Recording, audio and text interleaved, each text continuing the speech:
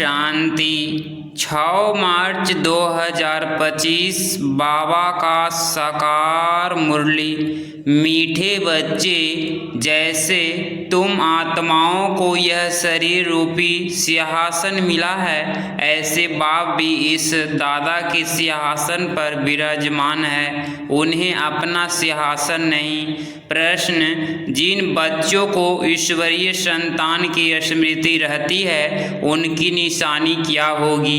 उत्तर: का सच्चा लाभ एक बाप से होगा। ईश्वरीय संतान कभी झगड़ेंगे नहीं, उनकी कुदृष्टि कभी नहीं हो सकती। जब ब्रह्मा कुमार कुमारी यथार्थ बहन भाई बने तो गंदी दृष्टि जा नहीं सकती। गीत: छोड़ भी दे आकाश सिंहासन। ओम शांति। अब बच्चे जानते हैं, बाबा ने आकाश सिंहासन छोड़कर अब दादा के तन को अपना सिंहासन बनाया है। वह छोड़कर यहाँ आकर बैठे हैं। यह आकाश तत्व तो है जीवात्माओं का सिंहासन। आत्माओं का सिंहासन है वह महात्म्य, जहाँ तुम आत्माएं बिगर शरीर रहती थी। जैसे आकाश में सितारे खड़े हैं ना, वैसे तुम आत्माएं भी बहुत छोटी छोटी वहाँ रहती हो। आत्मा को दिव्य दृष्टि बिगर देखा नहीं जा सकता। तुम बच्चों को अभी यह ज्ञान है, जैसे आकार कितना छोटा है, वैसे आत्माएं भी बिंदी मिसल है। अब बाप ने सिंहासन तो छोड़ दिया है। बाप कहते हैं, तुम आत्माएं भी सिंहासन छोड़कर यहाँ इस शरीर को अपना सिंहासन बनाती हो। मुझे भी जरूर शरीर चाहिए, मुझे बुलाते ही है पुरानी दुनिया में। गीत है ना, दूर देश का रहने वाला तुम आत्माएं जहाँ रहती हो, वह है तुम आत्माओं और बाबा का देश।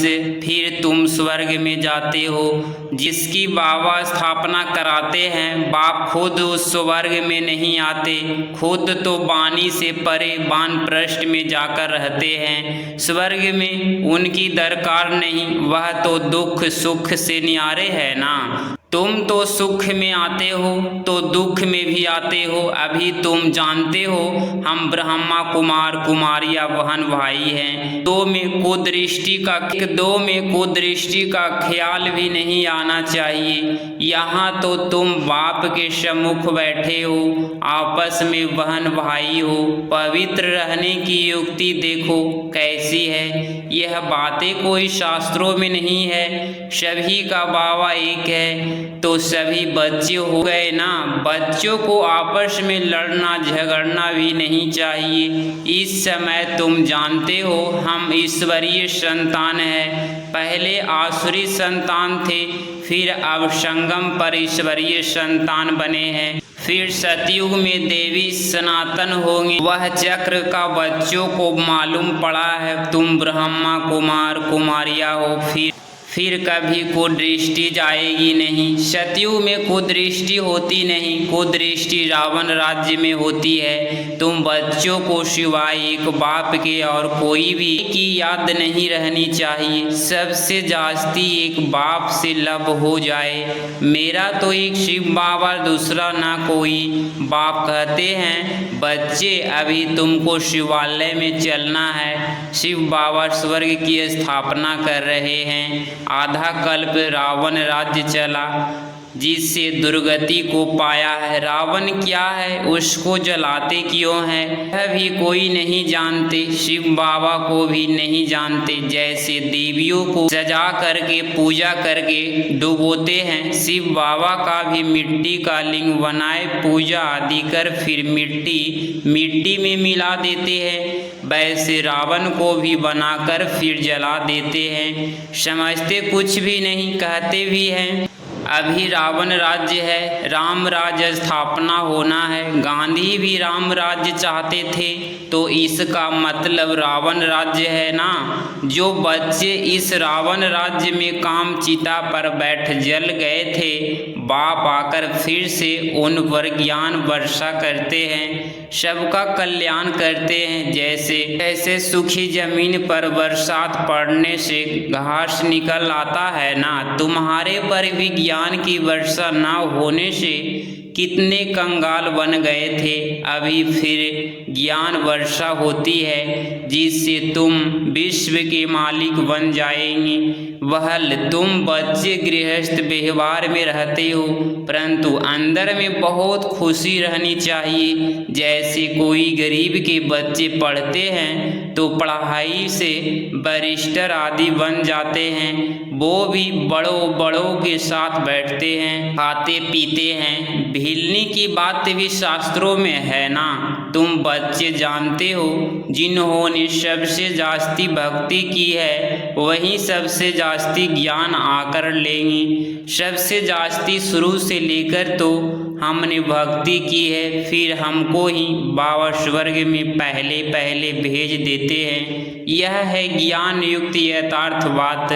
बरोबर हम ही सो पूज्य थे, फिर सो पुजारी बनते हैं, नीचे उतरते जाते हैं। बच्चों को सारा ज्ञान समझाया जाता है। इस समय यह सारी दुनिया नास्तिक है, बाप को नहीं जानते, नैति नैति कह देते हैं। आगे चलकर यह सन्यासी आदि सब आकर आस्तिक जरूर बनेंगे। कोई एक सन्यासी आ जाए तो भी उन पर सभी विश्वास थोड़े ही करेंगे, कहेंगे इन पर बीके ने जादू लगाया है, इनके चेले को गद्दी पर बिठाई उनको उड़ा देंगे। ऐसे बहुत सन्यासी तुम्हारे पास आए हैं, फिर गुम हो जाते हैं। यह है बड़ा वंडरफुल ड्रामा। अभी तुम बच्चे आदि से लेकर अंत तक सब जानते हो। तुम्हारे में भी नंबरवार पुरुषार्थ अनुसार धारण कर सकते हैं। बाप के पास सारा ज्ञान है, तुम्हारे पास भी होना चाहिए। दिन प्रतिदिन कितने सेंटर्स खुलते रहते हैं। बच्चों को बहुत रहमदिल बनना है। बाप कहते हैं अपने ऊपर भी रहमदिल बनो, बेरहमी नहीं बनो। अपने ऊपर रहम करना है कैसे, वह भी समझाते रहते हैं। बाप को याद कर पतित से पावन बनना है, फिर कभी पतित बनने का पुरुषार्थ नहीं करना है। दृष्टि बड़ी अच्छी चाहिए। हम ब्राह्मण ईश्वरीय संतान है, ईश्वर ने हमको एडॉप्ट किया है ना। अब मनुष्य देवता बनना है। पहले सूक्ष्म वतनवासी फरिश्ता बनेंगे, अभी तुम फरिश्ते बन रहे हो। सूक्ष्म वतन का भी राज्य बच्चों को समझाया है। यहाँ है ताकि सूक्ष्म वतन में है मूवी, मूल वतन में है साइलेंस, सूक्ष्म वतन में है फरिश्ते का। जैसे घोष्ट को छाया का शरीर होता है ना, आत्मा को शरीर नहीं मिलता है तो भटकती रहती है, उनको घोष्ट कहा जाता है। उनको इन आँखों से भी देख सकते हैं। यह फिर है सूक्ष्म वतनवासी फरिश्ते।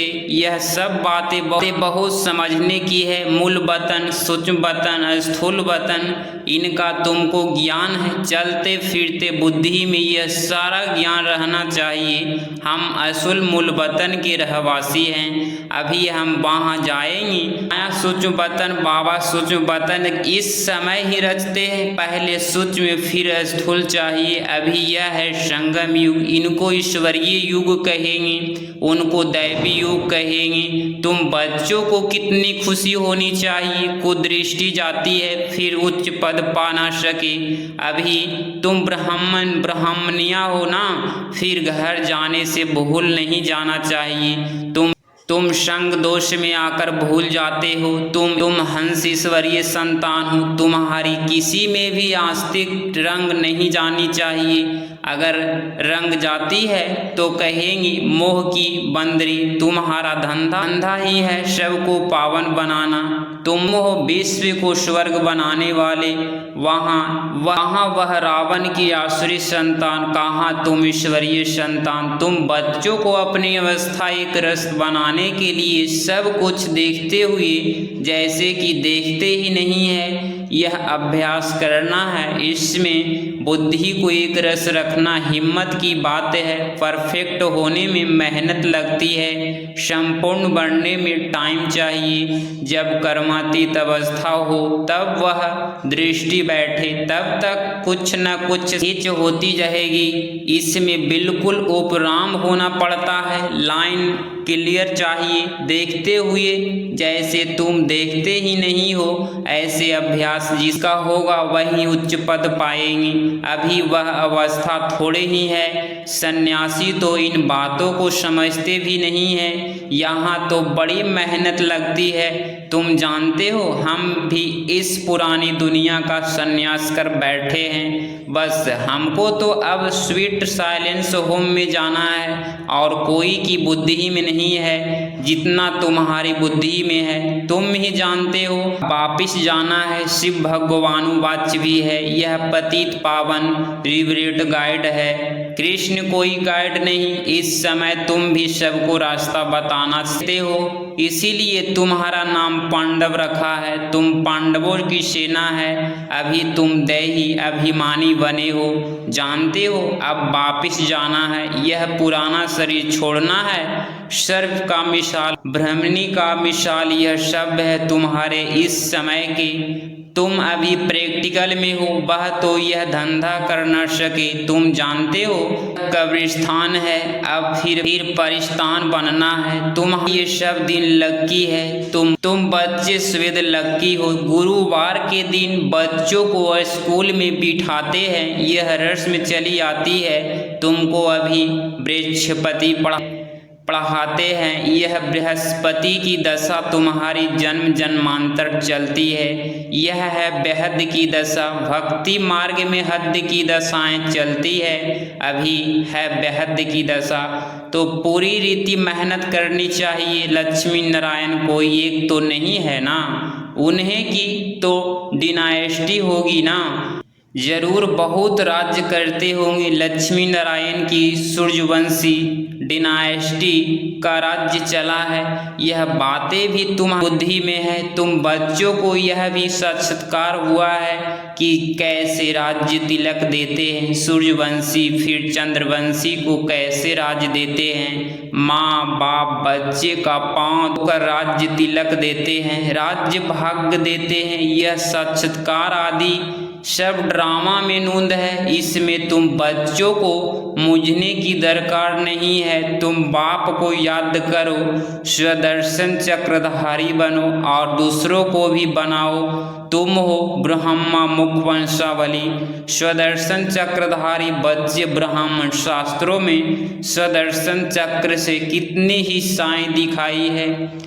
अभी बाप तुम बच्चों को सच्ची गीता सुनाते हैं, यह तो कर लेनी चाहिए। कितना सहज है, तुम्हारा सारा कनेक्शन है ही गीता के साथ है। गीता में ज्ञान भी है तो योग भी है। तुमको भी एक ही किताब बनना चाहिए। योग का किताब अलग क्यों बनना चाहिए, परंतु आजकल योग का बहुत नामाचार है, इसीलिए नाम रखते हैं ताकि मनुष्य आकर समझे। आखिरी में यह भी समझेंगे कि योग एक बाप से लगाना है। जो सुनेंगे वह फिर अपने धर्म में आकर उच्च पद पाएंगे। अच्छा, मीठे मीठे सिकलधे बच्चों प्रति माता पिता बाप दादा का याद प्यार और गुड मॉर्निंग। रूहानी बाप की रूहानी बच्चों को नमस्ते नमस्ते। धारणा के लिए मुख्य सार पॉइंट नंबर फर्स्ट, अपने ऊपर आपो ही रहम करना है। अपनी दृष्टि बहुत अच्छी पवित्र रखनी है। ईश्वर ने मनुष्य देवता बनाने के लिए एडॉप्ट किया है, इसीलिए पतित बनने का ख्याल भी ना आए। पॉइंट नंबर 2, संपूर्ण कर्मातीत अवस्था को प्राप्त करने के लिए सदा उपराम रहने का अभ्यास करना है। इस दुनिया में सब कुछ देखते हुए भी नहीं देखना है। इसी अभ्यास से अवस्था एक रस बनानी है। 6 मार्च 2025 का वरदान, हर कदम में पद्मों की कमाई जमा करने वाली सर्व खजानों से संपन्न वह तृप्त आत्मा भव। जो बच्चे बाप की याद में रहकर हर कदम उठाते हैं वह कदम कदम में पद्मों की कमाई जमा करते हैं। इस संगम पर ही पद्मों की कमाई की खान मिलती है। संगम युग है जमा करने का युग। अभी जितना जमा करना चाहो उतना कर सकते हो।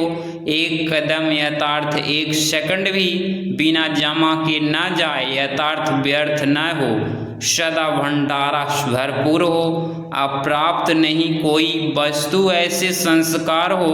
जब अभी ऐसी तृप्त व संपन्न आत्मा बनेंगी तब भविष्य में अखुट खजानों का मालिक होंगे। स्लोगन: कोई भी बात में एब्सेंट होने की बजाय नॉलेजफुल की सीट पर सेट रहो। मातेश्वरी जी के अनमोल महावाक्य: आधा कल्प ज्ञान ब्रह्मा का दिन और आधा कल्प भक्ति मार्ग ब्रह्मा की रात। आधा कल्प है ब्रह्मा का दिन, आधा कल्प है ब्रह्मा की रात। अब रात पूरी हो सवेरा आना है।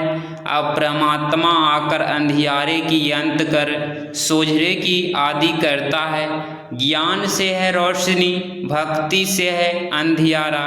गीता में भी कहते हैं, इस पाप की दुनिया से दूर कभी कहीं ले चल, चित्त चैन जहाँ पावे। यह है बेचैन दुनिया जहाँ चैन नहीं है। मुक्ति में न है चैन न है बेचैन, सतयुग त्रेता है चैन की दुनिया।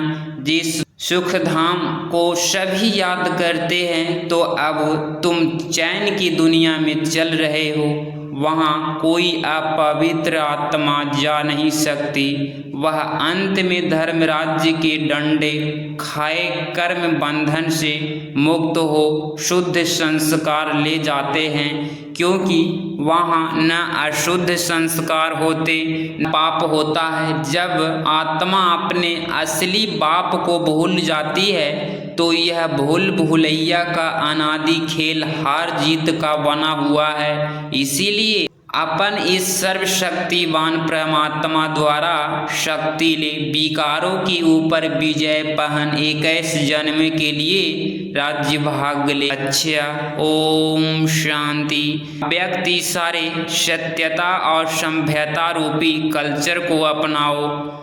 आपके बोल में स्नेह भी हो, मधुरता और महानता भी हो, सत्यता भी हो, लेकिन स्वरूप की नम्रता भी हो।